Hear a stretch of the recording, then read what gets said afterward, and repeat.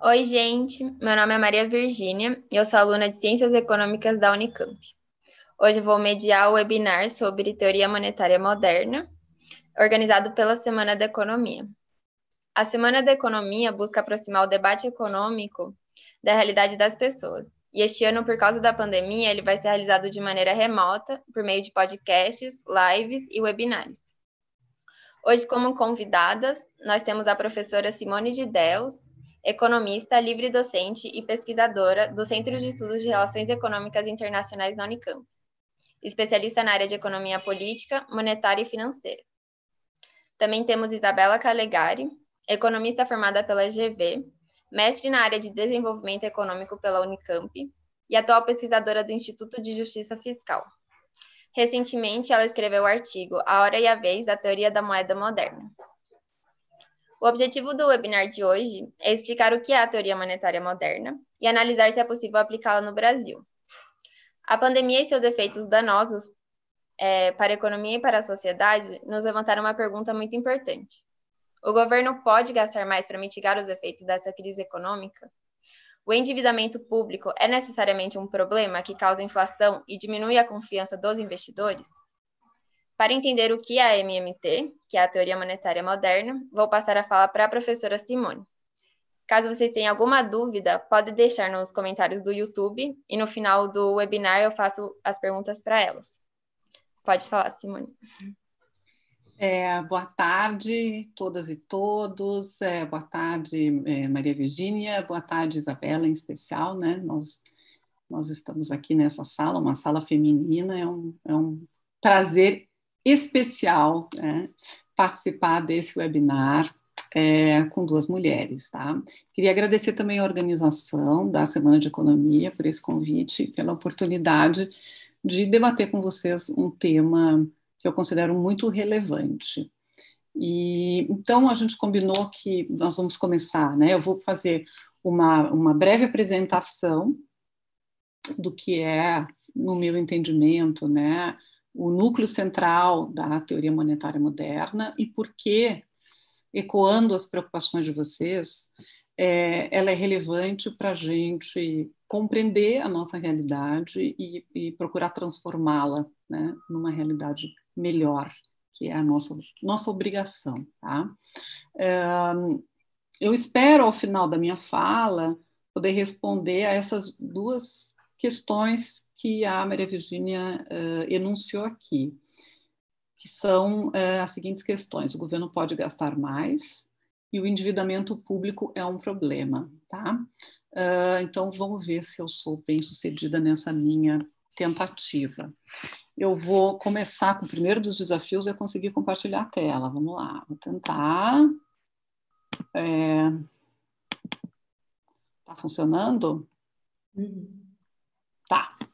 Então, eu só coloquei aqui um título provocativo, né, para brincar com a imagem que vocês escolheram para publicizar o nosso seminário, né, que é a imagem do helicóptero, né, da moeda que cai do céu, que é uma imagem bastante popular, né, até onde eu tenho conhecimento, quem popularizou essa metáfora, né, de que a moeda, enfim, não importa exatamente como ela entra na economia, né, imagina que ela vem jogada de um helicóptero. Foi um economista muito famoso chamado Milton Friedman, mas que eu acho que deixou muito a desejar no que tange à compreensão do efetivo papel da moeda na economia e de como realmente a moeda é criada na economia. Tá? Eu espero também ser bem-sucedida no intento de explicar para os alunos e para todos que estão nos assistindo por que essa imagem, apesar dela ter assim visualmente, né, um certo apelo, ela deveria ser extirpada das nossas mentes, né? Porque ela leva a uma compreensão, enfim, né, bastante equivocada, tá? Então, vamos lá, né? As ideias centrais da MMT, por que a moeda não cai do céu, o que é moeda e como que ela é criada, tá? Não deu certo, vamos aqui, como é que eu vou passar os meus slides? Assim, tá. Bom, que é, então, a MMT, tá? Uma forma da gente enfrentar essa questão, né? O que é a MMT, quais são as suas ideias centrais. É claro que para discutir isso com toda a sua profundidade, nós levaríamos muito mais do que o tempo que nós temos aqui no seminário, né? Então, preciso escolher aqui alguns aspectos centrais e uma forma de apresentar para vocês. Então, eu diria que uma forma de apresentar é contrapor as ideias centrais da MMT às ideias que são mais tradicionalmente apresentadas pelos economistas relativamente às questões monetárias e macroeconômicas. Tá? Então, talvez até só uma questão preliminar. Tá? A MMT, ou Teoria Monetária Moderna, ela é uma teoria macromonetária. Tá? Ela é uma teoria macroeconômica, portanto, ela tem como objetivo explicar, né, a determinação dos agregados macroeconômicos, nível de produto, nível de renda, nível de consumo, nível de inflação, nível de emprego. Tá? E ela entende que para poder explicar os agregados macroeconômicos, a macroeconomia, né, que são os temas centrais da economia, é preciso compreender o papel que a moeda joga nessa economia e é preciso compreender o que é a moeda exatamente nessa economia. Tá? Então, isto diferencia a MMT, né, do chamado pensamento mainstream, pensamento convencional, porque a MMT ela joga luzes de uma maneira muito detalhada no funcionamento do que nós podemos chamar de arranjos monetários ou sistemas monetários, tá? Para ser um pouquinho mais clara, mais concreta. Tá? Ela joga luzes no papel que desempenham Tesouro Nacional e bancos centrais, sobretudo. Também os bancos comerciais, que também criam, né, um tipo de moeda, mas, sobretudo, no papel que desempenham tesouros nacionais e bancos centrais de todos os países, né, praticamente da totalidade das economias contemporâneas, enfim, né, no funcionamento da sua economia. Tá? Por trás deste olhar especial atento, tá, e especial sobre o funcionamento dos tesouros nacionais e bancos centrais, né, quando criam a moeda e, enfim, gerem essa criação de moeda, está também, e precisa estar sempre, né, uma determinada visão teórica, tá, de compreensão do que seja essa moeda. E aí também, diferentemente de muitas visões da economia, das visões mais amplamente dominantes da economia, a MMT coloca que a moeda não é uma coisa, uma mercadoria, tá? E nem nunca foi uma mercadoria. Tá? Então, diferentemente daquilo que aparece até hoje nos livros de economia, em grande parte dos livros de economia, né, de que no princípio, até, enfim, né, 2 séculos atrás, 3 séculos atrás, dependendo do olhar, até o século XX, com a quebra do arranjo de Bretton Woods, a moeda tinha um lastro metálico, ou ela era mercadoria, ou ela tinha um lastro metálico, etc., e aí foram criados os papéis, o papel moeda e os sistemas bancários para apenas tornar mais eficientes as transações. Não, a moeda nunca foi uma mercadoria, né? E ela não foi criada assim, se a gente olhar historicamente, cuidadosamente, como se deu a criação da moeda. Tá? Então, vamos dizer, a moeda ela é uma instituição, né? Ela foi criada sempre pelos governos ou pelo poder nas distintas formas que eles assumiram ao longo da história. Tá? E a moeda ela é uma unidade de conta, esse é o seu papel principal, ela é um denominador comum de todos os bens e serviços e de toda a riqueza dessa economia, e ela é, como moeda soberana, ela é um passivo do governo.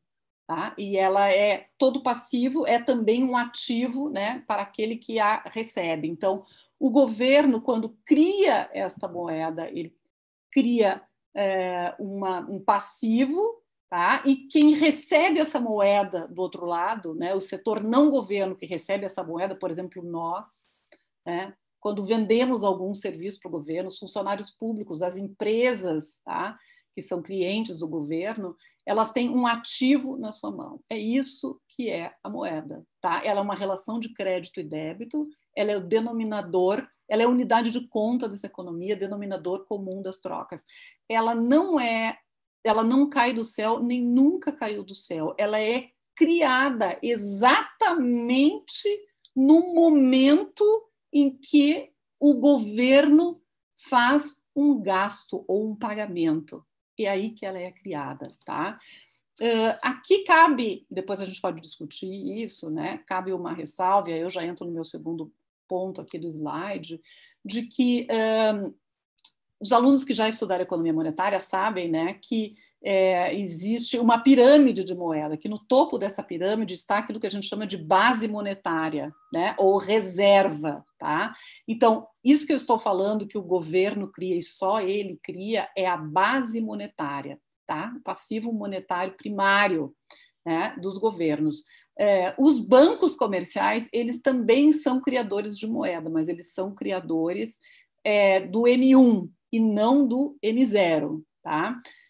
Se nós juntarmos papel moeda em poder do público, que é passivo do Banco Central, mais os depósitos à vista nos bancos comerciais, que é passivo dos bancos comerciais, a gente vai ter a totalidade dos meios de pagamento disponíveis na economia. Tá?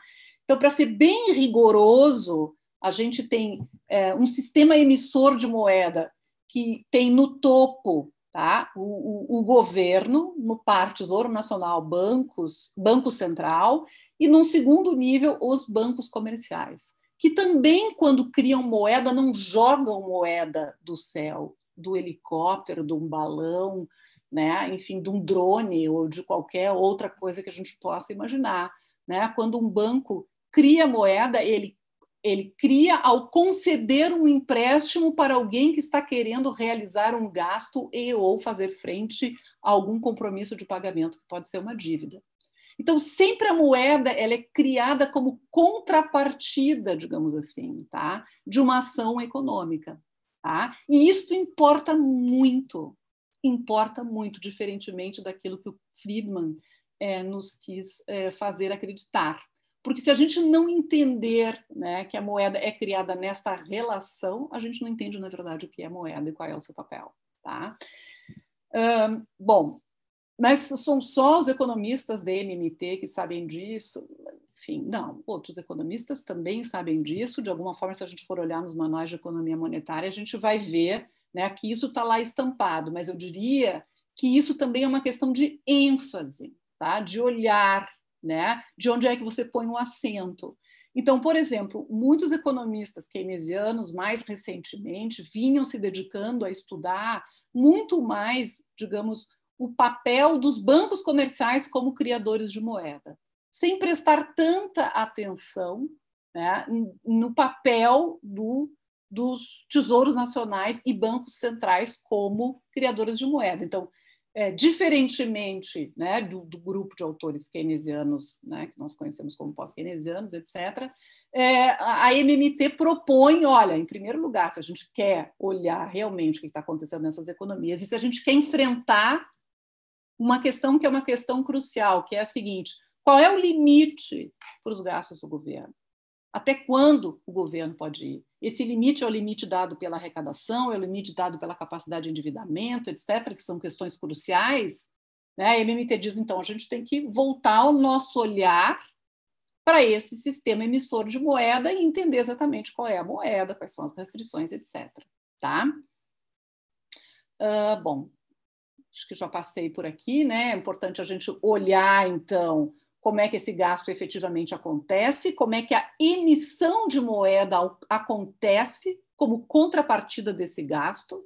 Ela não vem do céu, ela está colada nessa ação de gastar, tá, do governo, e como, enfim, né, esses gastos que o governo realiza, eles impactam no nível de produto, de renda e de emprego. Tá? Bom, soberania monetária, eu botei esse título aqui, né? A soberania monetária vale também para a periferia, entre aspas, policy space. Tá?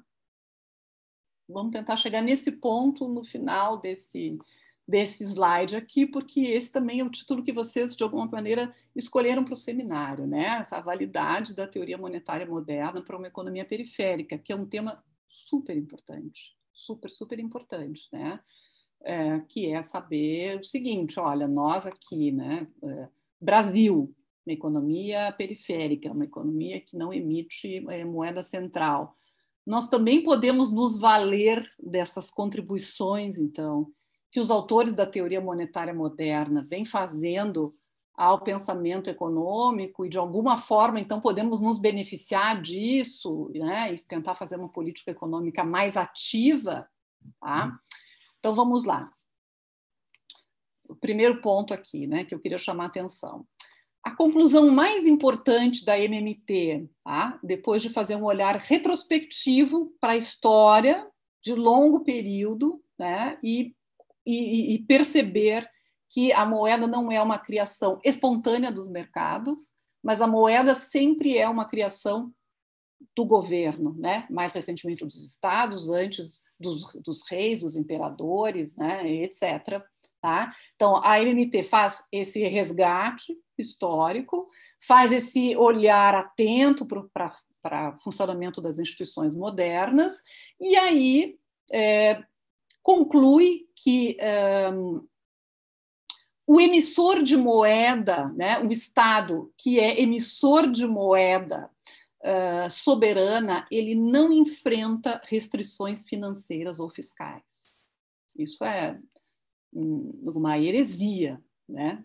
Para um economista convencional, e não, talvez mais do que para um economista convencional, para o tal de senso comum, né? Para uma ideia que se espalhou e está, enfim, grudada em todos os lugares, em todas as mentes, estampada em todos os jornais, etc., etc.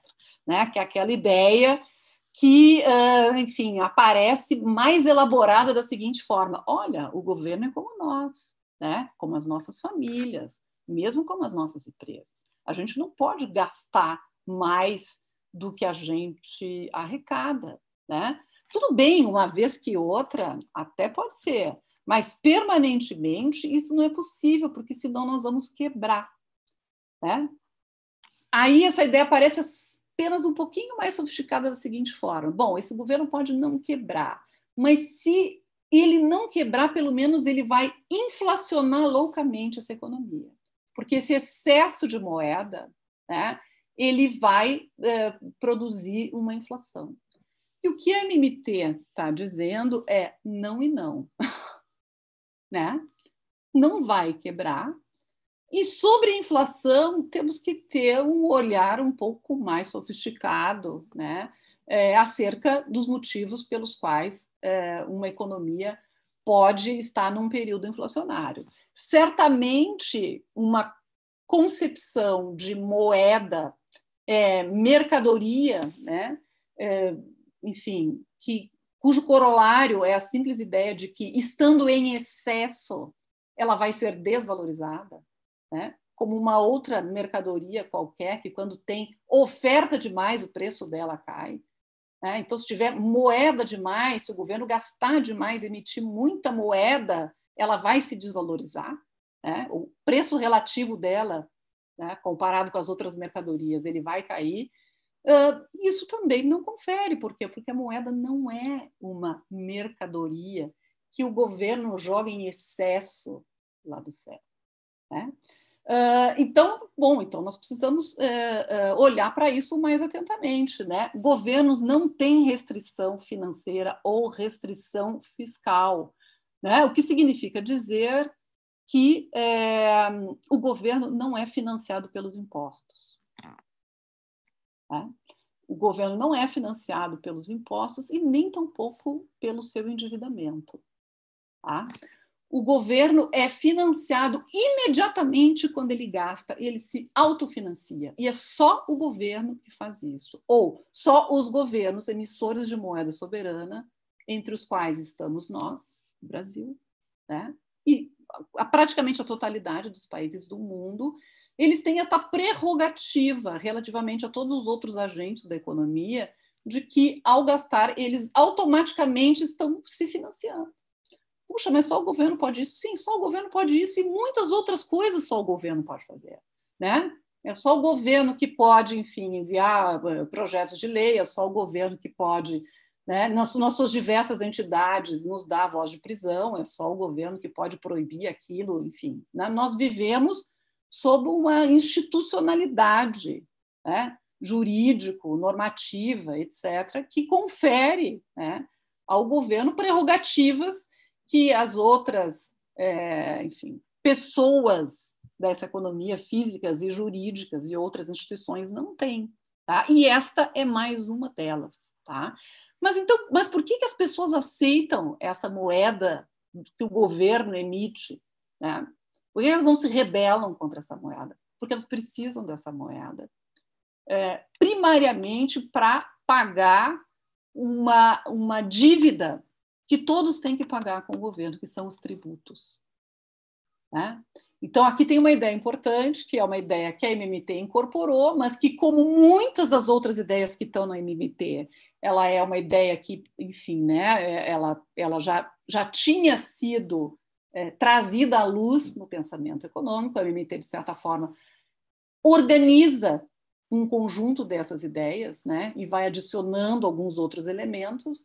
Então, essa ideia de que a moeda é uma criatura do Estado, tá? E de que o dinheiro é um dinheiro dirigido pelos tributos, é uma moeda tax-driven money, né? É tax-driven money. Os agentes, eles não podem fugir dessa moeda porque eles têm que pagar tributos nessa moeda. Então, vejam que isso inverte o sentido convencional de raciocínio, né? De que o governo é que precisa dos tributos que as pessoas pagam, pessoas físicas e jurídicas pagam para se financiar. Né? Essa ideia, ela diz o contrário. Na verdade, são as pessoas que precisam da moeda que o governo emite, né, para pagar uma dívida que esse próprio governo impõe sobre elas. Tá? E aí, logicamente, mesmo historicamente, né, essas pessoas elas só podem pagar esse tributo nessa moeda se ela primeiro tiver sido emitida ou criada. Né? Ninguém pode pagar algo numa coisa bem entre aspas, tá? Que ele não tenha. Né? Então, como é que os agentes vão pagar os tributos em moeda se eles não têm moeda, se o governo nunca emitiu essa moeda? Né? Se você for voltar para o ponto zero, logicamente, né, dessa historinha, digamos assim, o gasto do governo e a emissão de moeda precede os tributos. Tá?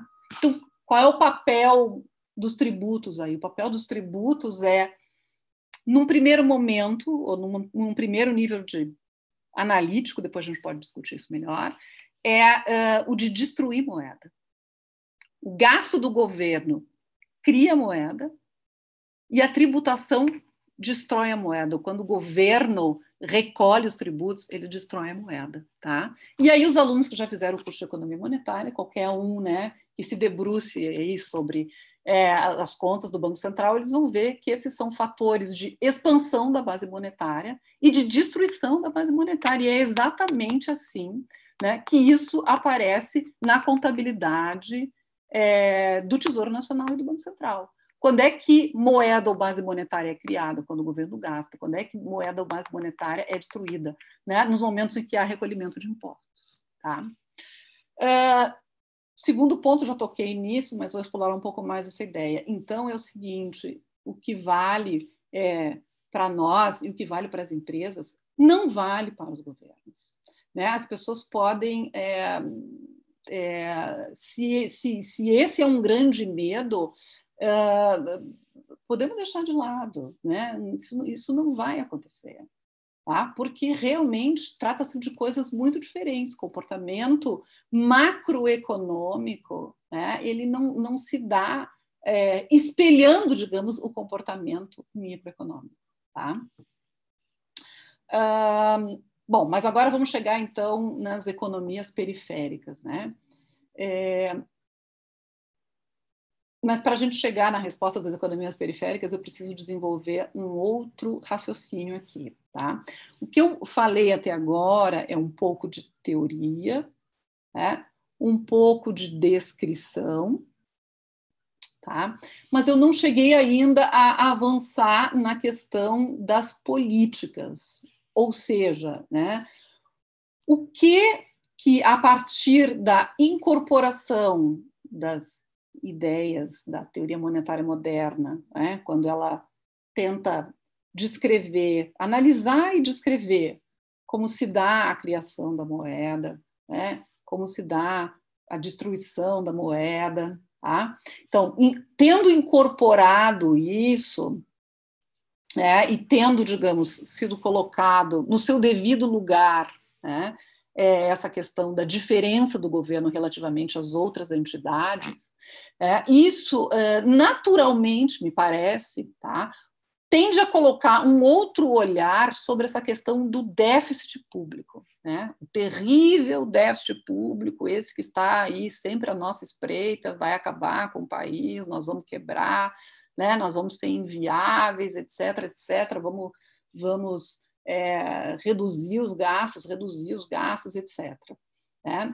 Se eu já tenho um outro olhar sobre o que é a moeda, né? Se eu já tenho um outro olhar sobre o papel dos tributos, por que nós precisamos dos tributos, etc., eu já posso ter um outro olhar sobre o déficit público, né? Eu posso dizer, olha, déficit não necessariamente é uma coisa ruim, né? Ele não é necessariamente uma coisa ruim, né? Eu não vou julgar, em princípio, se um déficit é bom ou ruim em si.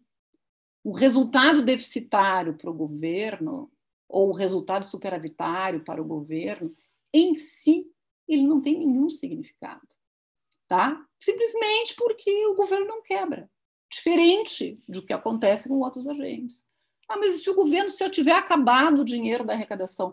Não, veja bem, o governo ele só não irá emitir mais moeda para fazer os gastos que ele delibere se por acaso o Congresso Nacional impedir. Se tiver uma norma, um conjunto de normas que impeça isso. Isso pode acontecer. Você pode amarrar suas próprias mãos, né? Como está dito aqui. Mas não há nenhuma razão econômica para que isso aconteça. Pelo contrário. Então, vou voltar para essa questão da periferia, né? Tudo bem, vamos admitir, então, que um governo como o japonês pode ter déficit, e tanto déficit que ele, por exemplo, tem uma relação dívida-PIB hoje de mais de 250% do PIB. Nossa, é mesmo, não sabia disso, mas tudo bem. Mas ele é o Japão, né? Puxa, ficamos sabendo agora também que a Alemanha está fazendo um extraordinário plano de recuperação pós-pandemia que vai reconverter a sua matriz energética para uma matriz não poluente, etc., etc.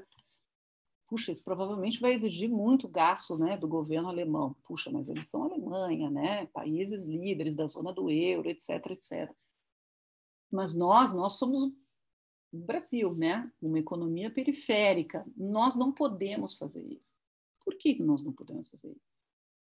Né? Eu pergunto, por que nós não podemos fazer isso?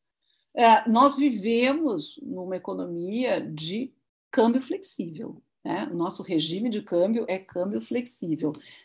Mais especificamente falando, nós vivemos numa economia de flutuação suja, tá? Não só nós, todos os países que adotam o regime de câmbio flexível, eles têm um regime de câmbio de flutuação suja, tá? O que significa que o nosso Banco Central ele não tem nenhum compromisso com defender uma taxa de câmbio. E a gente vê isso, a gente observa isso, né? A nossa taxa de câmbio ela flutua, enfim, já teve quase, né, R$ 6 por dólar em algum momento desse ano, agora recuou um pouco, né? Então ela valoriza, desvaloriza, etc. Né? A depender de muitos fatores, né? A situação do mercado externo, um aumento da preferência pela liquidez, né? Da insegurança dos agentes, a situação da nossa balança de transações correntes, etc. Mas o nosso Banco Central, ele não tem nenhum compromisso de defender uma taxa de câmbio. O compromisso do nosso Banco Central é com a taxa de juros de curto prazo. Mas veja bem, o mercado pode ficar muito apavorado se a gente tiver um déficit fiscal que saia do controle. E aí, né, pode abandonar, os capitais internacionais podem abandonar o país. Eu diria, em primeiro lugar, tudo mais constante, né? Se a gente não fizer nenhuma modificação aí na questão dos controles de capitais, etc. Isso, no primeiro momento, pode causar, sim, né, uma instabilidade maior do nosso câmbio. Né? Duas coisas. O Banco Central, ele pode, né, e é uma das funções do Banco Central, tentar minimizar a instabilidade do câmbio. Pode fazer isso. Né? E isso é diferente de defender um câmbio fixo. Tá? E a outra coisa é, até um certo ponto, né, os agentes poderão fazer isso, mas a taxa de câmbio ela pode levar a um overshooting tão grande que isso também se torna desinteressante para os investidores internacionais.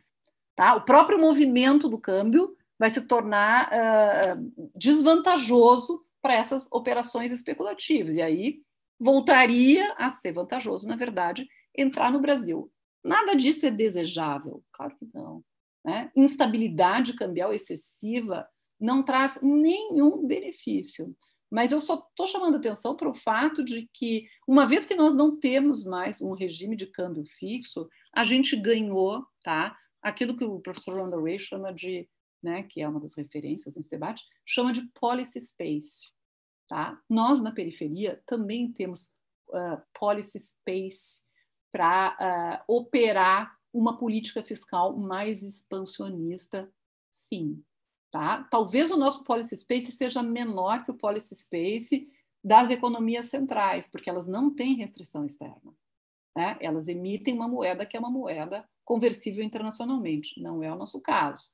Tá? Nós estaremos sujeitos a um pouco mais de tensão, mas eu acredito que temos como operar isso também. Tá? Maria Virgínia, se eu já estivesse me prolongando demais, você me avisa.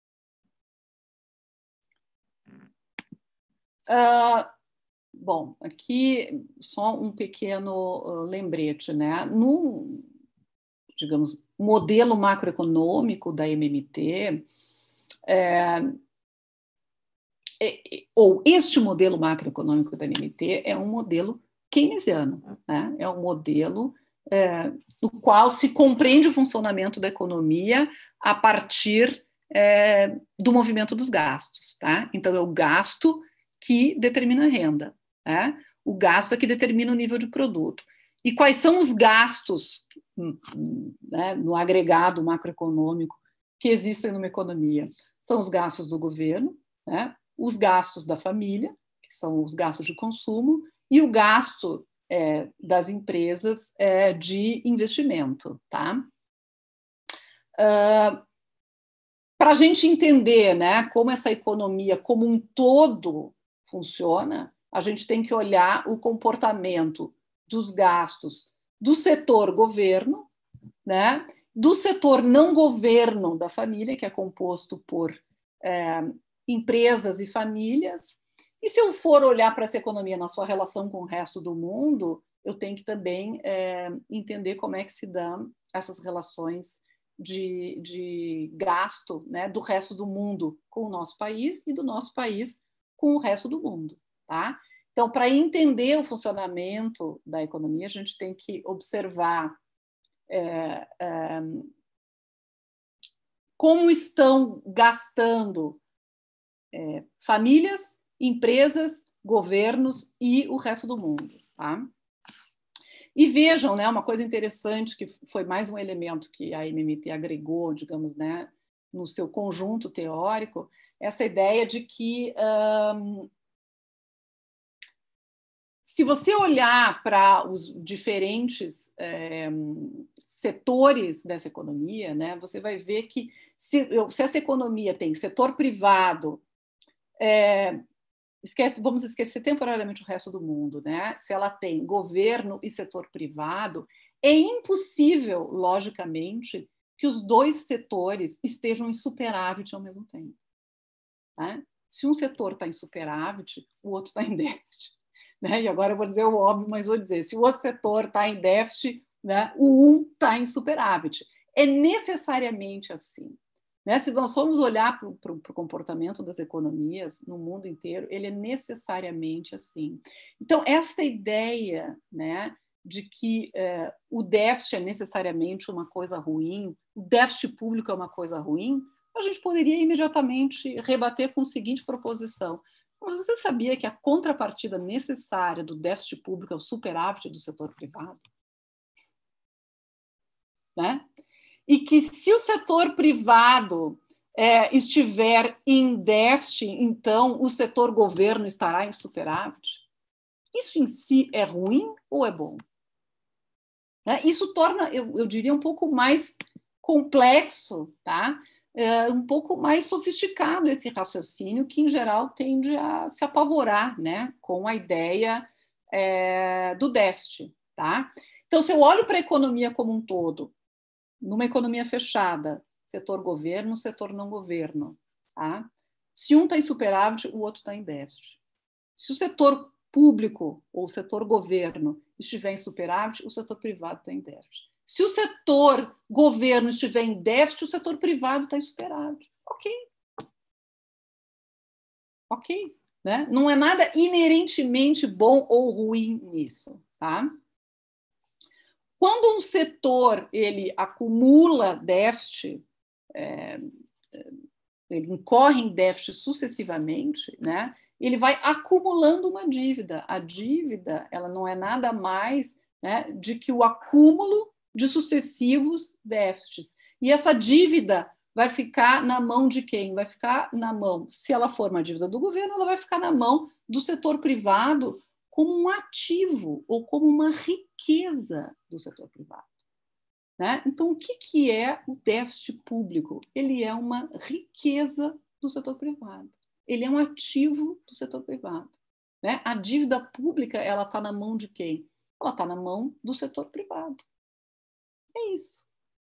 Né? Talvez isso, compreendido isso, claro, essa mensagem que eu estou passando telegraficamente, talvez não seja possível compreendê-la tão rapidamente, mas, enfim, ela serve para talvez abrir um pouco, né, alguns horizontes de pensamento e as pessoas entenderem que tem aí uma interconexão, né, entre os diferentes setores da economia. Tá?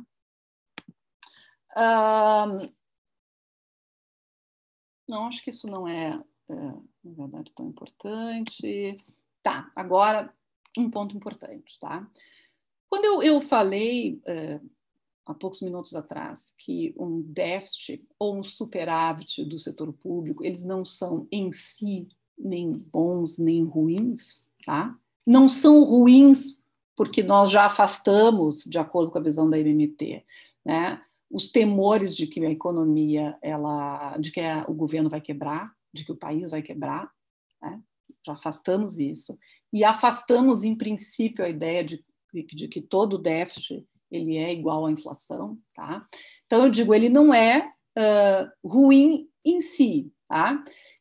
Mas ele é ruim ou bom, eu posso dizer que ele é bom ou ruim relativamente a quê? Relativamente aos resultados que essa economia tem no que diz respeito ao seu crescimento e à sua geração de emprego. E a inflação, é isso que importa. Tá? Então, eu posso julgar o resultado do governo, né? Eu, como analista, como economista, tá?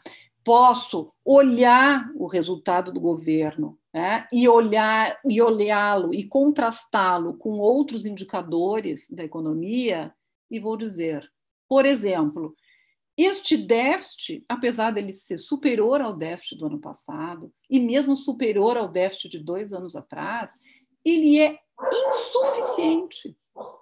Ele é insuficiente, por quê? Porque essa economia está com baixo crescimento e alto desemprego. E a inflação controlada.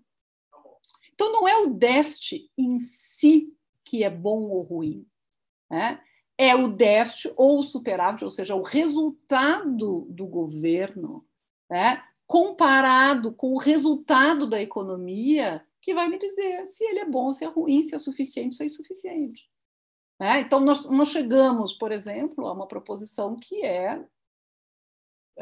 enfim, né, assustadora para muitos economistas, que é a seguinte: um déficit público ele pode ser grande, né? A dívida pública ela pode ser grande, digamos, ela pode ser mais que 100% do PIB, meu Deus, né? Um número assim é muito assustador, mas ela pode ser insuficiente.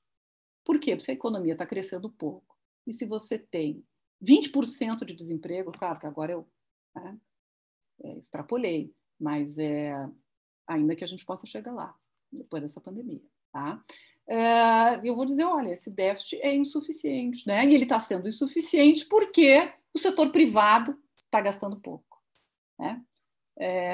Mas, enfim, então, este último elemento, tá? que a MMT incorpora é a chamada abordagem das finanças funcionais. Eu não devo analisar a situação fiscal do governo a partir dos indicadores fiscais em si, né? A situação do governo ela tem que ser analisada a partir dos resultados da economia. Tá? Acho que é isso. A gente pode depois continuar nas perguntas e respostas. É isso, obrigada.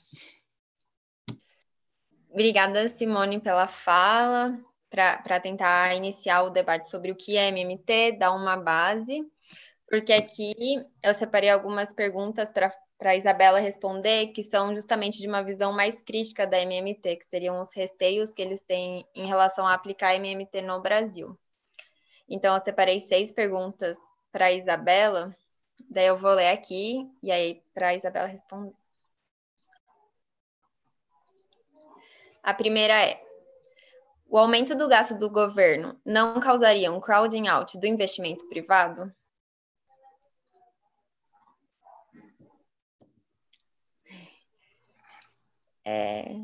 Agora boa tarde, primeiramente, né? Obrigada, Virgínia. Obrigada, Semana da Economia, professora Simone. Bom, a questão do crowding out, né? Que é a tua primeira pergunta. Essa ideia do crowding out, ela pode derivar de duas argumentações, né? Tanto da síntese neoclássica quanto do novo consenso. E ambas essas argumentações, elas têm essa noção que é muito própria da ortodoxia, né? De uma análise que é estática, né? Que ela traça a curva de oferta e demanda e faz uma análise estática. Então, por exemplo, na síntese neoclássica, a ideia é de que a taxa de juros vem do cruzamento de demanda por fundos emprestáveis e a oferta, né, desses fundos. E isso determina, então, uma taxa de juros. Se você aumenta o gasto do governo, necessariamente você precisa de mais fundos, o governo necessitaria tomar emprestado isso, e isso ocasiona um aumento da taxa de juros. Então, é como se você daí trocasse. É como se você tivesse um bolo finito, né, de recursos, e aí o governo gasta mais, aumenta a taxa de juros, o setor privado gasta menos. Então, você troca um pelo outro. Na visão do novo consenso, que é um consenso autodeclarado, né, pela ortodoxia, até onde eu sei, e aí eles chamam de consenso, síntese, enfim. Mas na visão do novo consenso, a ideia já é de que a taxa de juros é exógena, né, é determinada pelo Banco Central. No entanto, existe a neutralidade da moeda. Então, assim, tudo que você jogar, emitir de moeda e tal, vai virar pressão, né, de uma pressão artificial que vai ocasionar a inflação. E aí, por conta dessa inflação, você vai ter que aumentar a taxa de juros, o Banco Central. E aí, novamente, você tem esse efeito de troca de gasto em investimento público por investimento privado, né? Na verdade, cai o investimento privado por conta do aumento do gasto público. E aí, é uma das coisas mais disruptivas que eu vejo, assim, da MMT, né? Ou da teoria da moeda moderna, que ela mostra exatamente o contrário. E eu acho que isso é muito comprovado com o que a gente está vendo hoje, né? Na verdade, os governos, não só do Brasil, mas do mundo, vêm ampliando dívida. Aqui no Brasil é proibido fazer emissão direta, mas em outros locais está fazendo emissão. E, na verdade, as taxas de juros estão caindo. E aqui no Brasil também, recentemente, quando você tem uma diminuição do investimento e do gasto público, você também continua seguindo isso é seguido por uma diminuição também do investimento privado. Então, tudo isso eu acho que corrobora muito a visão pós-keynesiana e pós-keynesiana da teoria da moeda moderna, que, na verdade, diz o inverso da síntese neoclássica, do novo consenso e da ortodoxia, de que se você aumenta a quantidade de moeda e de títulos, na verdade, a taxa de juros cai. E também a questão do investimento, ela não é simplesmente uma derivação imediata da taxa de juros, porque Keynes já dizia isso, e eu acho que também é muito o que a gente está vendo agora. Apesar de uma baixa histórica da taxa de juros, mundialmente também, não é isso que determina investimento diretamente. Isso é uma pré-condição, né? Mas o investimento do setor privado, ele é muito condicionado à demanda agregada. E aí, nesse sentido, vem também uma contribuição de Keynes e da MMT, que são os componentes autônomos da demanda agregada, né? Se você tem como a professora Simone falou, se você tem uma economia, supondo setor privado e setor público, né? Vamos deixar de fora o setor externo.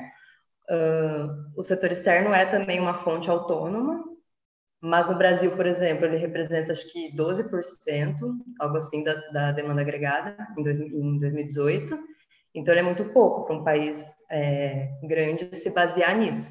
Então, de fontes autônomas de demanda agregada, a gente tem o setor público e, às vezes, se considera também construção civil e bens de consumo duráveis, mas tudo isso também se correlaciona muito com a estabilidade da renda, com o mercado de trabalho que está, né, avançando, e aí você vai fazer investimentos imobiliários ou comprar bens duráveis.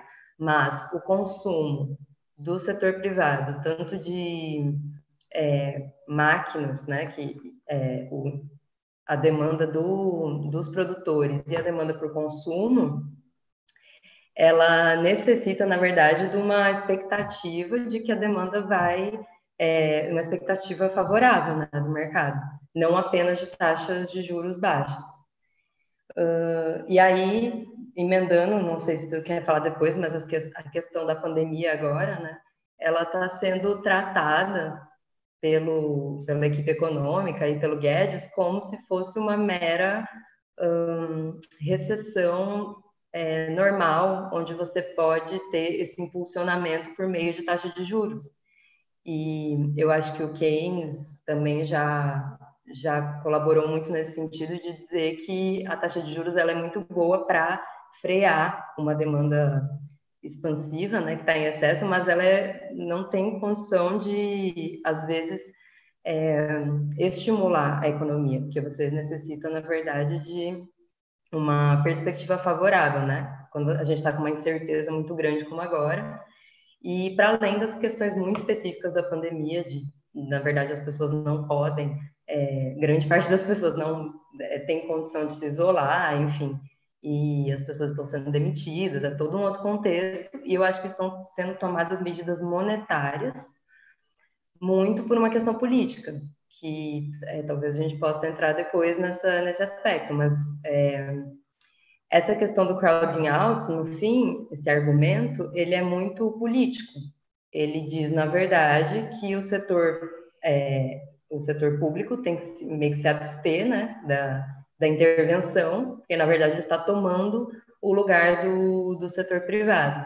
E aí, as prescrições da ortodoxia são sempre muito no sentido de estímulos monetários, de política monetária, né? Você, na verdade, diminui o tamanho do Estado, você corta gastos, você demoniza a política fiscal e você impulsiona ou tenta impulsionar tudo por meio de política monetária.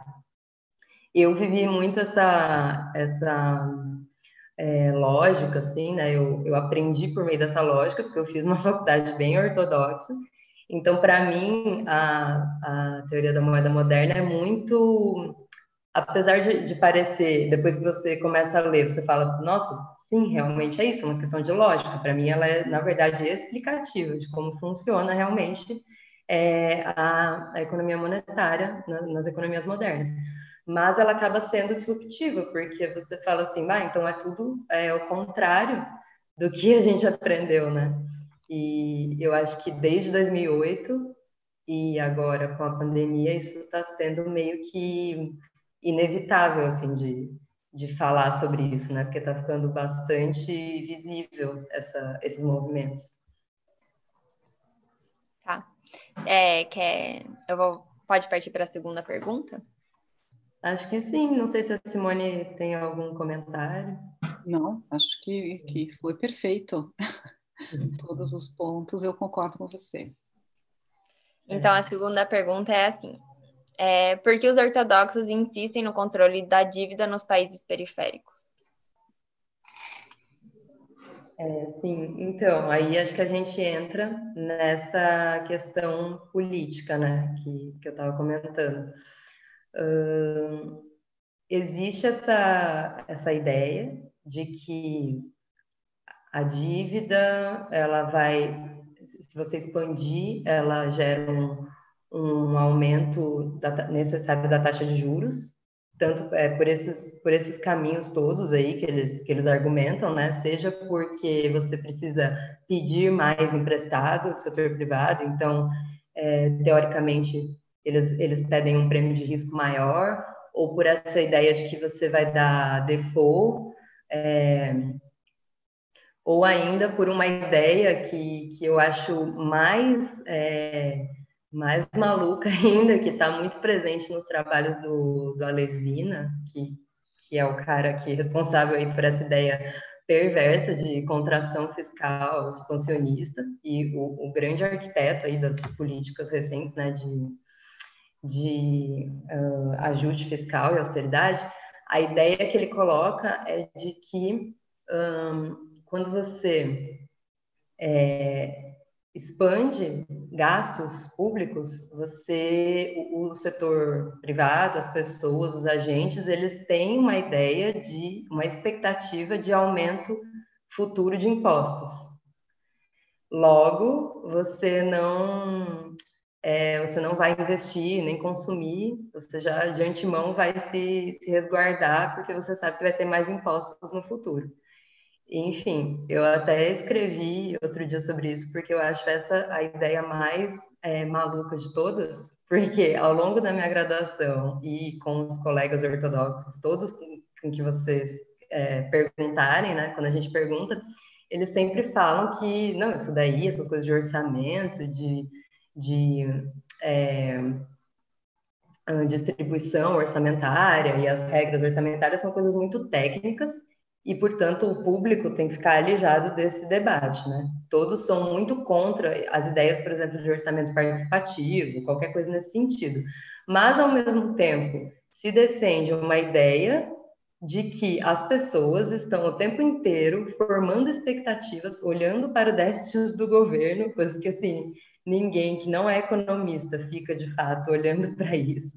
E as pessoas estão constantemente olhando para isso e fazendo cálculos futuros de que isso vai impactar na taxa de imposto. Sendo que, assim, primeiro que isso só vai impactar em imposto justamente por essa ideia de que você tem que financiar déficits. Então, isso é uma ideia autoimposta, isso não é uma lei da física, né? De que você fez gasto e vai ter que cobrir com imposto. E, para além disso, você daí acha que as pessoas são super qualificadas e estão o tempo inteiro fazendo cálculos complexos de expectativas de aumento futuro de imposto. Então, bom, tudo isso para dizer que esse controle da dívida, eu acho que a insistência disso, ela é totalmente política, porque não existe, de fato, esse risco de default, né? E isso a teoria da moeda moderna explica bem, como a professora Simone colocou. Não existe um argumento lógico, uma razão lógica de por que um país daria default na sua própria moeda. Existe, sim, essa pressão política, né, para que se façam reformas liberalizantes, para que se diminua déficit, diminua dívida. E aí veio essa coisa, né, com a crise de 2008, isso também ficou um pouco estranho, porque todo mundo dizia que não, se você emitir moeda ou se você constantemente aumentar a dívida, isso provoca inflação. E também vai ocasionar o aumento da taxa de juros. E aí, desde a crise de 2008, tudo bem que isso foi nos países centrais, mas a gente vem vendo o contrário.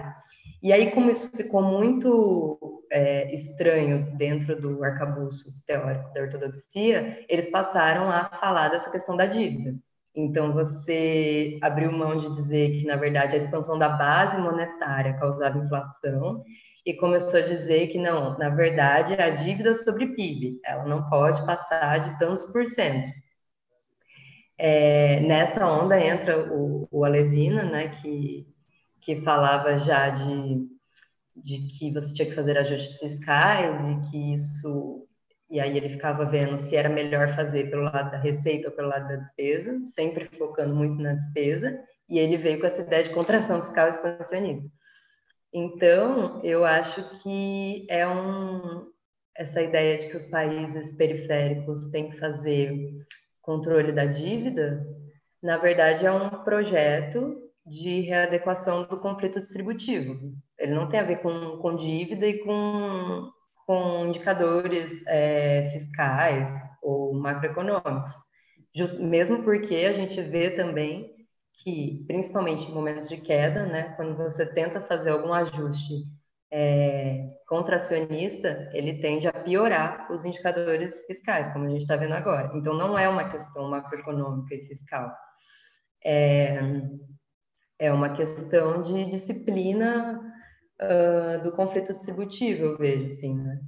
Primeiro porque você acessa esses fundos públicos que ainda existem, e aí você passa a privatizar, né? Então, a taxa de lucro que estava um pouco exprimida aqui no Brasil, por exemplo, né?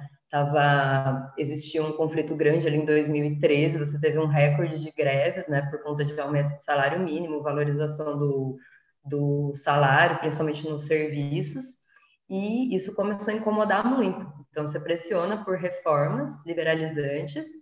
Aí a Dilma tenta fazer as isenções, você piora as receitas, daí você tem esse quadro ruim que a gente teve, essa piora fiscal que a gente teve, não foi por conta da gastança, que nem o pessoal diz, né? Por conta de uma piora das receitas. E aí você começa a pressionar por reformas, porque aí você diz que essa piora, por mais que a gente soubesse que ela era conjuntural e que ela se devia a uma queda de receitas, e que, na verdade, a melhor forma de contrapor, de melhorar fiscalmente era estimular a economia, aí vem todo esse discurso neoliberal de que, na verdade, a economia estava ruim e o investimento não estava sendo feito e as taxas de juros não poderiam ser baixadas por conta dos gastos. Então, a partir disso, desse discurso, ele tem essa finalidade de acessar o que você tinha de público ainda na economia e começar a ter rendas privadas por meio disso, e para além disso, de diminuir esse conflito entre salários e lucro, né? Porque aí você se regulamenta e tal. E aí bom, isso veio no pacote, né? Reforma trabalhista, reforma da Previdência, etc. Então, eu acho que é uma medida disciplinar, assim, essa coisa de controlar a dívida. A professora Simone quer falar? Posso falar, Maria Virgínia? Claro. Então, já que vocês me permitem, eu queria também fazer algumas considerações sobre esse ponto, né? Eu acho que a Isabela, ela trabalhou super bem essa ideia de que tem um elemento político inarredável, né, de toda essa discussão, assim como de todas as discussões da economia, né? A economia não é uma ciência natural, né? Não é uma ciência exata, ela é uma ciência social, tá? Então, de fato, acho que tem muitos interesses em jogo aí. Mas eu talvez pelo vício de professora, eu gosto também do benefício da dúvida, digamos assim, e também sou levada a crer que há muito desconhecimento, né, de muitas pessoas, não só de economistas ortodoxos, mas mesmo de economistas heterodoxos, né, da população em geral, das pessoas que, enfim, acompanham o noticiário e que às vezes têm até uma visão de mundo mais progressista, que também se preocupam com isso porque desconhecem, né, o verdadeiro funcionamento da economia, por assim dizer. Tá? E nessa questão da dívida dos países periféricos, eu acho que tem um elemento que se coloca às vezes, que é uma confusão entre o que é a dívida pública denominada em moeda nacional e o que é a dívida externa, né? Então, por exemplo, no caso do Brasil, né, o Brasil ele emite a sua dívida pública denominada em reais. Essa dívida ela é na sua grande parcela, mais de 95% da dívida pública brasileira, ela é detida por residentes no Brasil. Tá? Então, por exemplo, que a situação do Brasil em nada se compara com a situação da Argentina, né, que está vivendo agora, que tem uma dívida que é uma dívida que está atrelada ao dólar. Nós não temos isso.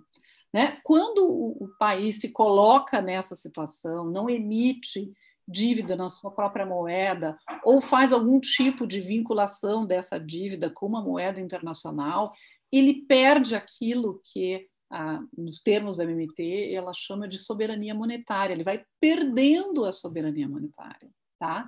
Mas nós, no Brasil, temos soberania monetária, nós temos a nossa dívida emitida, denominada na nossa própria moeda, portanto, nós fazemos a gestão da nossa própria dívida. É diferente, tá? Por exemplo, do caso da Argentina. Enfim, né? Endividamento interno público é uma coisa, endividamento externo é outra coisa, e daí também precisa olhar se esse endividamento é de quem, né? Se ele é dos agentes privados, se ele é do setor público, de quais esferas do setor público, né? As pessoas às vezes colapsam todas essas dimensões e isso causa um temor. Não é dívida, tal, já quebrou, olha aqui, olha o que está acontecendo com o nosso país aqui do lado, vamos para o mesmo caminho. Não, são coisas completamente diferentes. Sim, enfim, vou terminar as questões aqui que eu tinha separado, para depois ir nas perguntas que o pessoal está fazendo. Mas uma era justamente essa questão da diferença da dívida em moeda estrangeira e moeda interna, então acho que já... Mas a 3 a emissão de moeda em um país periférico como o Brasil não causaria desvalorização cambial?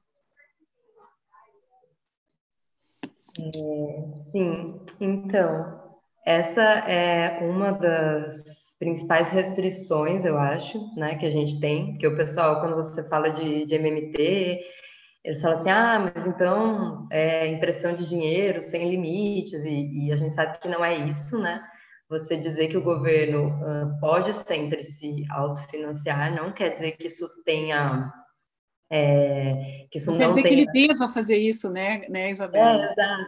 Eu acho que quando a gente fala MMT, as pessoas automaticamente atrelam a emissão, e a gente não está dizendo isso, está dizendo que ele pode se autofinanciar, mas isso, obviamente, tem custos, limites e impactos, né? E eu acho que essa questão externa do câmbio é uma das principais restrições, mas eu acho que isso vem sendo bem, talvez já até bastante incorporado e bastante trabalhado, porque as críticas que eu vejo com relação a isso, elas vêm bastante dos próprios pós-keynesianos, né? Como, por exemplo, a Daniela Prates, o Bruno Deconte, aí da Unicamp mesmo, né? Que já escreveram a respeito disso. Então, é lógico que existe esse risco de você emitir moeda e causar uma desvalorização e isso se reverter em inflação e daí em problemas, né? Em uma escalada cambial e inflacionária. No entanto, eu vejo que isso também é usado como argumento por parte dos ortodoxos, ou uma tentativa de argumentar em prol da austeridade. E, na verdade, essa questão da hierarquia de moedas, né, nos países periféricos, como a gente não tem, a gente vai falar disso mais para frente, eu acho, né, mas como a gente não está no topo assim da hierarquia, teoricamente a gente paga um prêmio, né, a gente tem que pagar um juros maior. Isso não significa necessariamente implantar medidas de austeridade. Você, na verdade, está um pouco constrangido, como a Simone falou, você não tem a soberania plena, né? Você não tem toda uma manobra, uma margem de manobra total. Mas a gente tem bastante margem de manobra e agora, por exemplo, no último ano, a gente teve uma escalada cambial gigantesca sem fazer emissão monetária, né? Na verdade, a gente teve isso por conta dos juros. Então, e por conta da incerteza, né, do governo e tal, mas essa queda nos juros, ela é sempre um problema para os países periféricos. E os juros são determinados exogenamente independente de emissão. Então, não vejo isso como atrelado a um problema do entendimento da MMT. Pelo contrário, porque, na verdade, esse é um dos principais pontos que devem ser olhados, justamente porque existe esse entendimento de que um dos principais meios de provocar inflação e um dos principais transmissores de inflação no Brasil é o câmbio, e não a demanda, historicamente, né? Como a ortodoxia fala, que é sempre como se fosse sempre uma inflação de demanda. E a gente sabe que, na verdade, está muito mais atrelado a custos, esse conflito distributivo e a transmissão por meio do câmbio. Tem até um trabalho recente do pessoal da UFRJ, acho que é do Pinkusfeld e da Carolina Jorge, que fazem essa análise da evolução da inflação brasileira e mostram que está muito mais atrelado a custos e câmbio. Então, sim, existe esse risco, né? Mas eu acho que a gente já está passando por ele. E aí que vem o outro ponto que eu acho muito interessante da MMT. Na verdade, como que a gente pode se blindar de possíveis efeitos nocivos, né? De expansão da base monetária, de dívida. A gente tem que aliar isso a um fortalecimento da complexidade produtiva, né? Eu acho que sem isso, com ou sem emissão, a gente está fadado a ser o projeto Brasil fazendão, soja e cassino, né? Tipo, se não tem taxa de juros, vai ser tudo A gente vai ficar cada vez mais refém de agronegócio. Antes eram esses movimentos especulativos de taxa de juros, agora é agronegócio. Então, assim, na verdade, a gente necessita, com ou sem emissão de moeda e de dívida, aumentar nossa complexidade industrial. E não só por conta de inflação, mas por conta do que a gente está vendo agora na pandemia, por exemplo, né? A gente fica refém de coisas básicas, assim, né? A gente não tem possibilidade de produzir coisas necessárias para a saúde, né? Respiradores, medicamentos. Essa dependência do agronegócio também ela não auxilia em nada o abastecimento interno e muito menos a distribuição de alimentos, por exemplo. A gente está cada vez mais refém monetariamente do agronegócio, né? Refém no sentido político e do poder deles e da balança comercial. Mas em questões de abastecimento, nem isso isso não se correlaciona, né? Muito provavelmente a gente vai ter um aumento da fome por conta da pandemia e por conta dos efeitos econômicos, e o agronegócio ele vai ter safra recorde esse ano, está projetado isso. Então, assim, isso para dizer que a gente precisa aliar mais a questão da política monetária com um projeto de desenvolvimento e a política fiscal. E eu acho que a teoria da moeda moderna, ela consegue também encaixar muito bem essas questões. Porque quando a gente estuda por meio desse paradigma da ortodoxia, tudo isso fica muito separado, né? Assim, política monetária visa controlar a inflação, a política fiscal, você junta ali na ISLM e tal, mas não existe essa ideia de que o Estado pode e deve, né, direcionar produtivamente ou fazer, inclusive, com que o país atinja uma posição melhor na hierarquia de moedas, por exemplo, como eu vejo que a China vem fazendo, né? A China é o exemplo clássico assim do momento, mas eles, por meio de uma política ativa, tanto do desenvolvimento industrial quanto da intervenção no mercado monetário, eles estão se blindando e alcançando posições diferentes na hierarquia de moedas para ter mais soberania e possibilidade de autonomia. Então, isso também não é uma coisa dada, né? Essa posição periférica. É lógico que, assim, a gente está muito longe, né, de ser a China e tal, mas porque a gente deixou chegar nessa situação. Então, o que eu acho importante, assim, é que a maioria dessas críticas que eu vejo vindo por parte da ortodoxia, elas, na verdade, evidenciam o quanto que a austeridade, o neoliberalismo, a retirada do Estado da economia deixou a gente mais frágil para ter qualquer autonomia de política monetária e fiscal. Então, não acho que invalida a MMT, pelo contrário, entendeu? Mostra para a gente que, além de intervir monetariamente, a gente precisa também de um direcionamento produtivo. Me estendi um monte, né? É porque eu acho que fica tudo ligado, eu não consigo responder só uma pergunta. Eu acho que você entrou um pouco na quarta questão, mas eu vou fazer ela caso você queira adicionar alguma coisa. Que é como a MMT aborda a questão da hierarquia monetária, se formos pensar principalmente nas dificuldades de atingir a conversibilidade de moedas como o real. Sim. Eu acho que eu entrei bastante nisso, mas essa questão, né, da moeda, ela tem que ter as três funções plenamente funcionando no mercado internacional para ela estar no topo dessa hierarquia, né? E os países da periferia, eles não têm essa função de serem uma moeda de troca internacional, né? De serem líquidos internacionalmente. Então, eles precisam sempre dar esse prêmio em juros.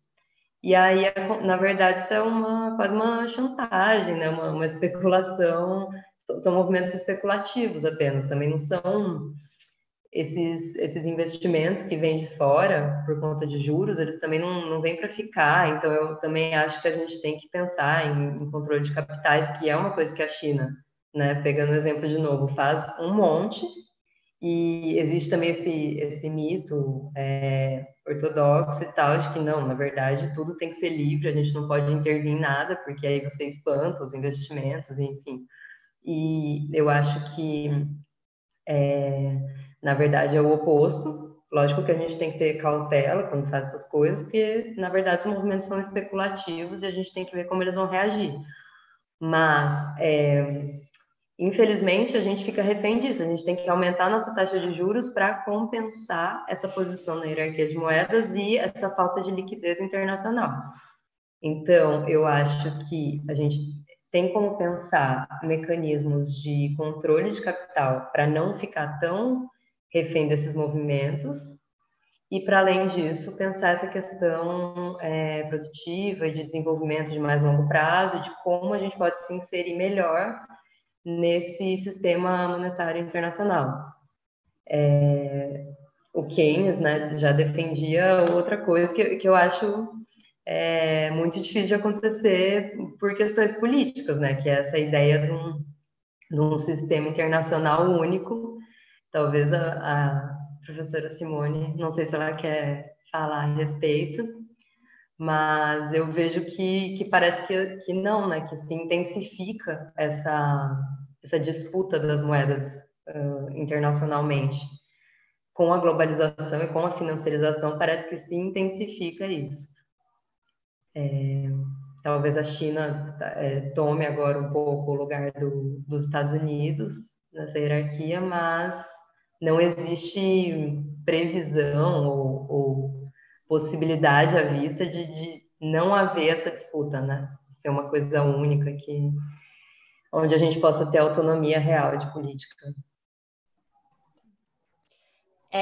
Eu vou passar para a quinta, então. Não sei se a Simone quer agregar. Não, eu só uma pequena mensagem. Eu também concordo muito com o que a Isabela falou. E, às vezes, no debate, a gente caricaturiza, né, algumas posições. É uma estratégia nos debates que a gente faz e nem sempre elas ajudam, tá? Então, às vezes vem com essa ideia, né? Ah, tá, então com a MMT está tudo resolvido. Não está nada resolvido. Né? Nem para os países centrais, nem para os países periféricos. Mas tem uma mensagem que deriva da MMT, que é a seguinte, né? Há mais policy space do que a gente imaginou que houvesse. Né? Há mais policy space do que a gente imaginou que houvesse. Investigando bem as coisas, investigando como que os bancos centrais trabalham, investigando e observando que as taxas de juros elas são determinadas exogenamente pelo Banco Central com vistas a manter a taxa de inflação. É isso que acontece. A taxa de câmbio está lá flutuando, mas a nossa taxa de juros está aí determinada pelo Banco Central. Observando isso e trabalhos como esse que você mencionou, Isabela, né? Da Carolina Jorge, do Pinkusfeld, eles mostram isso, tentam detalhar isso para a economia brasileira, né? Fica um pouco mais, enfim, clara essa mensagem. Há mais policy space macroeconômico do que a gente achou que tinha. Isso não é pouco, mas nem de longe isso é tudo. Há todo mais para ser feito, né? Há política industrial para ser feita, há política de emprego para ser feita, né? Há um conjunto de estratégias no caso das economias periféricas e tal, né? Para que nós possamos nos elevar relativamente à posição em que nós estamos hoje e conseguir, né, uma posição melhor aí na hierarquia internacional, tá? É só isso. Tá bom. Eu vou, na verdade, eu não vou fazer a pergunta 5 e 6, porque acho que vocês responderam bastante e o tempo a gente já está bem ultrapassando. Então, eu vou partir para as perguntas que mandaram. Eu separei 3 que eu achei as principais aqui. Que teve várias perguntas até, gente. Tem bastante gente assistindo. Mas a primeira pergunta é: em casos como Argentina, Venezuela, Brasil antes do FHC ou Alemanha após a Primeira Guerra Mundial, onde a moeda não tinha credibilidade nenhuma, qual seria o papel das instituições nesse caso? Desculpa, eu não ouvi os países. Calma. Calma. Argentina, Venezuela, Brasil antes do plano real, né? Ah, sim. E a inflação nesses casos estava descontrolada pelo excesso de moeda. Eu acho que eu posso responder e depois, se tu quiser complementar. Bom, então, todos esses casos, até onde eu sei, eles estão fora do que a DMM ou a MMT coloca como possibilidade de soberania, né, total, porque a Argentina é uma economia dolarizada, né?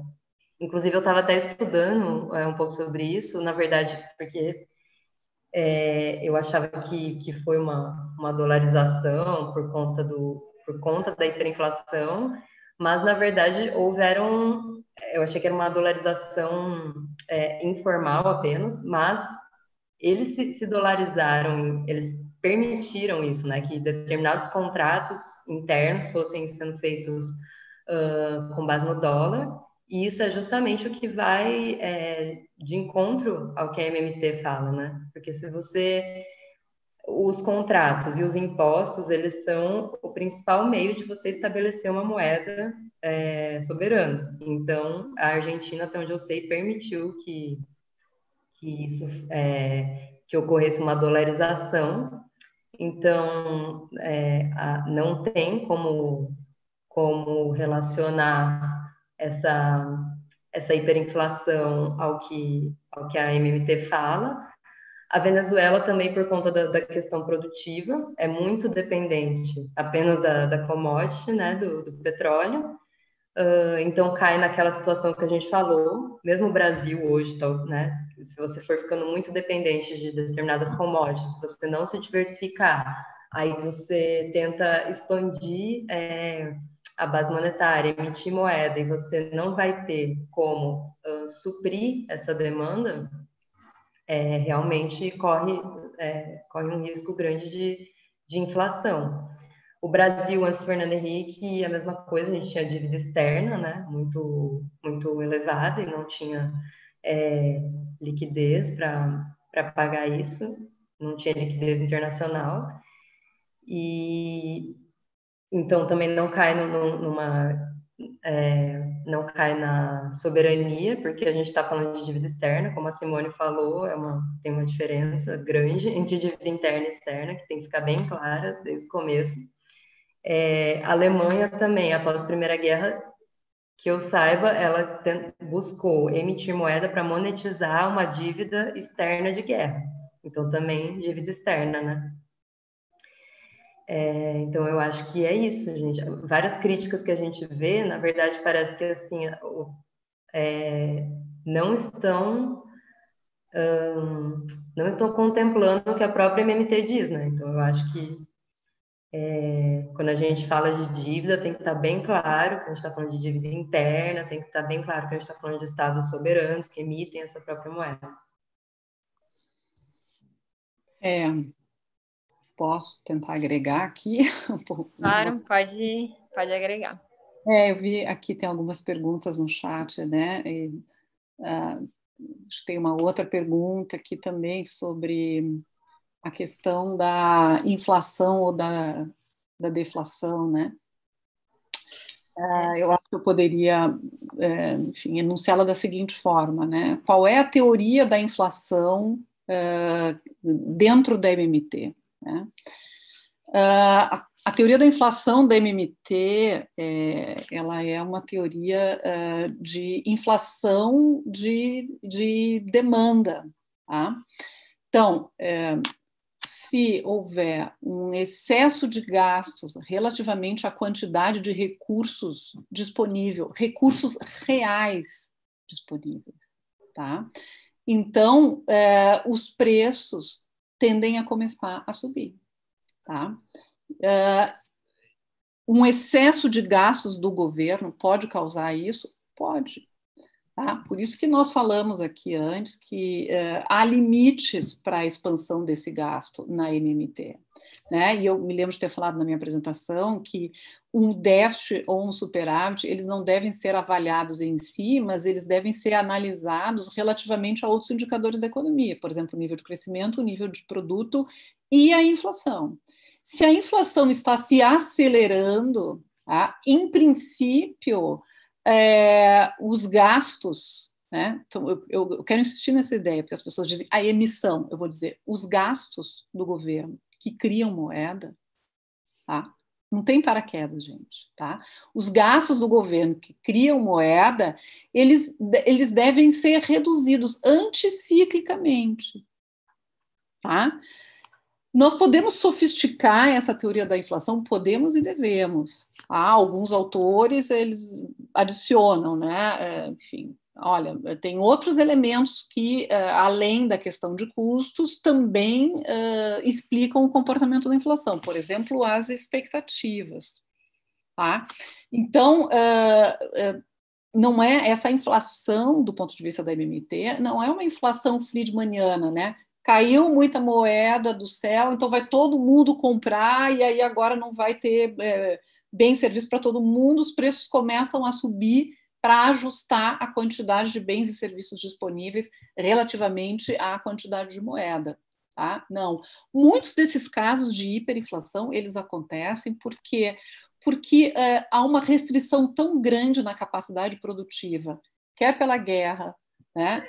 Quer pela destruição das condições de produção, quer pela necessidade de pagamentos de reparação, né, de guerra. No caso da Alemanha, né, ela teve que dedicar uma grande parte daquilo que ela produzia no pós-guerra, ela tinha que pagar para outros países a título de reparação de guerra. Né? Então, é como se você pegasse uma parte da sua estrutura produtiva e ou destruísse ou mandasse os seus produtos para, enfim, né, aquilo que você produz para um outro país.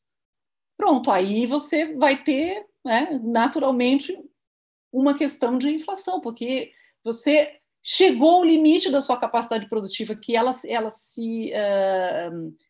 foi reduzida artificialmente, tá? Quer porque você teve que exportar uma parte do recurso, quer porque você teve que pagar, né, a título de reparação. Então, mas isso é uma situação muito excepcional. Né? Hiperinflações, elas são situações muito excepcionais. O caso brasileiro, por exemplo, dos anos 80 e 90, é um caso que tem a ver, na sua origem, com o nosso problema do endividamento externo, né? Que depois causou uma maxi desvalorização. Nós tivemos também que fazer um ajuste para... Né? O câmbio era controlado à época, tivemos que fazer um ajuste para poder fazer frente aos compromissos internacionais no momento em que o mercado externo estava fechado. Então, era tudo uma outra situação, né, que explica o que aconteceu nas origens da inflação do Brasil nos anos 80, que depois ela foi se tornando uma inflação inercial, digamos assim, tá? Ou que se alimentava pelas expectativas. E vejam que nenhum plano convencional conseguiu reduzir a inflação no Brasil. Né? Não, vamos reduzir o gasto público, vamos enxugar a moeda, então não, nada disso funcionou. Né? Foi um plano, na verdade, que atacava o componente expectacional dessa inflação, tá? Que acabou ajudando. Então, essa preocupação com a inflação é uma preocupação importante, mas, de novo, os casos de hiperinflação eles são muito raros no mundo e não é verdade que a MMT não se preocupe com isso. Um sinal de aceleração da inflação, tá? É um sinal de alerta. Né? De onde vem essa aceleração da inflação? Ela, de fato, vem de um crescimento muito grande da demanda, né? São os setores que o governo está ativando que estão respondendo inflacionariamente. A gente não vai ter tempo de entrar nisso agora, né? Mas a própria prescrição de política mais cara, né, ao MMT, que é o empregador de última instância, ele se coloca como uma preferência relativamente à simples expansão de demanda agregada, porque ele seria esse programa de empregador de última instância ou de garantia de emprego, ele seria mais eficiente para garantir o pleno emprego, sem que antes disso você leve a uma aceleração inflacionária, porque ele focalizaria mais os gastos. Tá? Então, tem uma avenida aí para a gente discutir, tem vários elementos para agregar, antes que as pessoas possam ficar, enfim, absolutamente apavoradas com os riscos de hiperinflação, cujos casos merecem ser mais bem avaliados nas suas particularidades. Tá. Gente, eu vou parar por aqui, porque a gente já se estendeu bastante. Mas eu queria agradecer a participação das duas aqui na mesa. E não sei se alguma de vocês quer fazer alguma consideração final antes de encerrar. Eu gostaria. Pode. Não, eu queria agradecer, muito obrigada.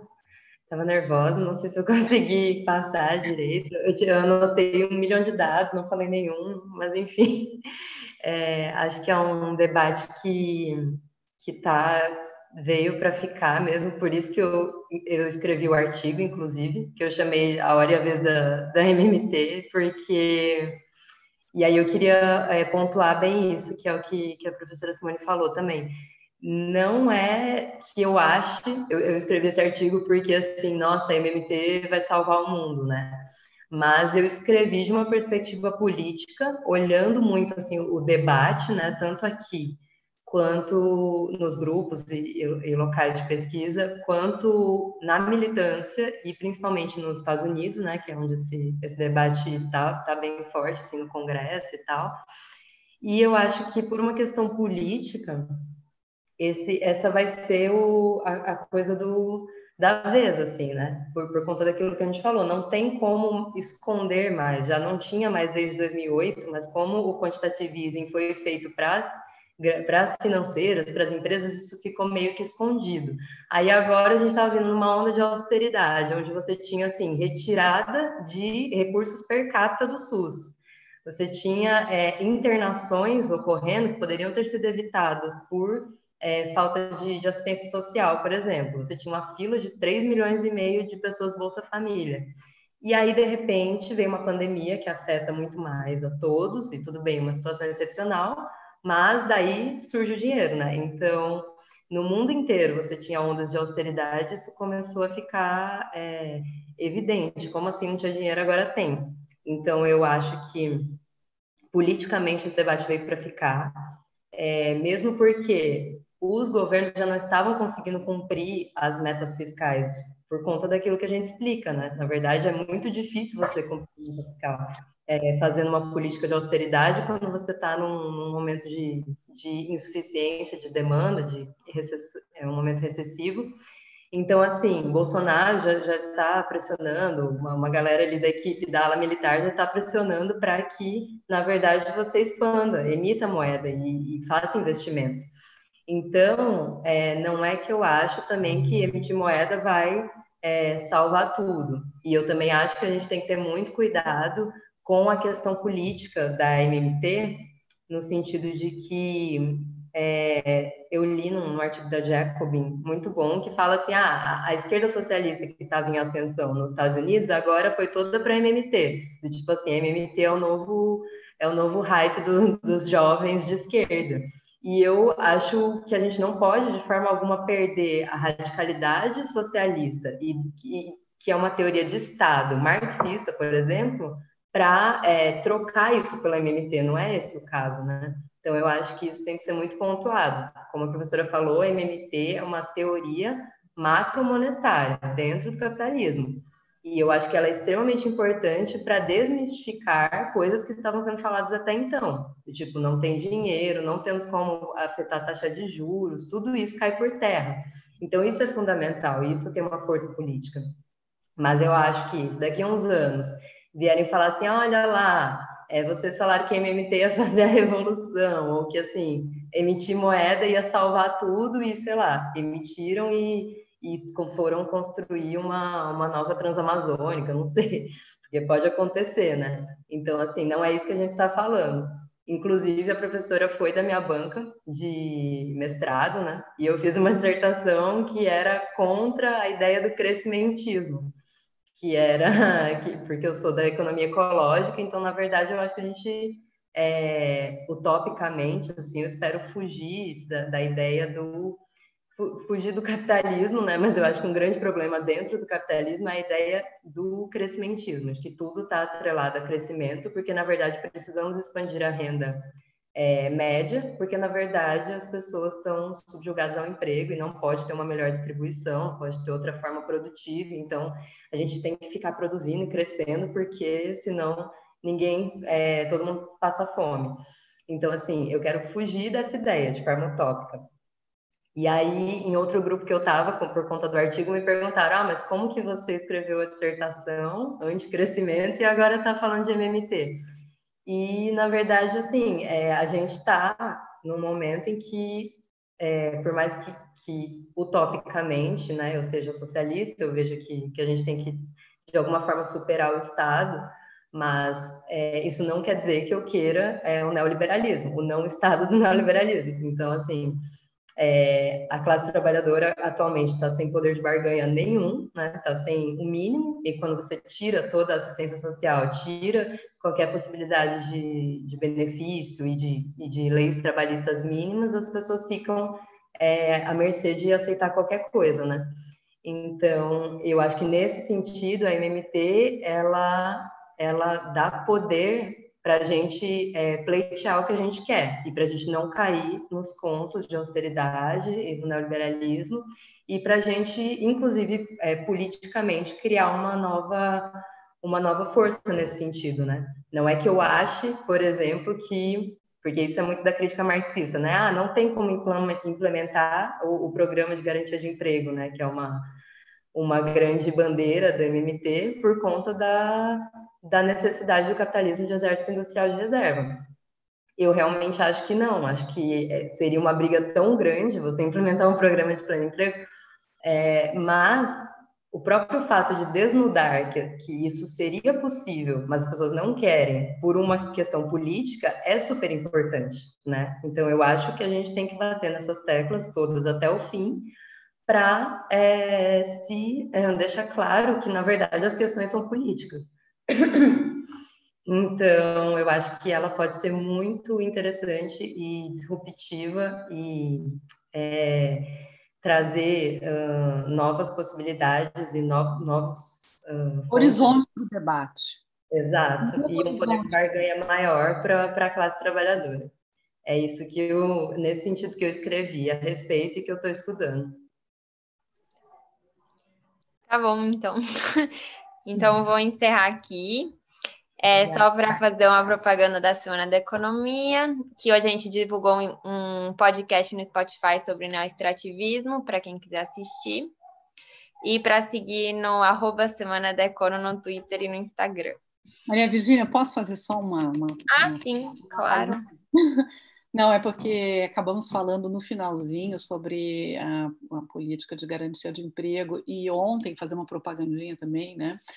A professora Pavlina Tcherneva, que é uma grande referência nesse debate de garantia de emprego, fez um webinar no Instituto de Economia. Eu acredito que ele já esteja no canal do IE, tá? O vídeo já está no canal do IE. Ela fez um lindo seminário sobre garantia de emprego, só para retomar o fiozinho do que a Isabela falou, né? Nós estamos discutindo nos marcos do capitalismo, mas nós podemos avançar muito, muito relativamente àquilo que temos, né?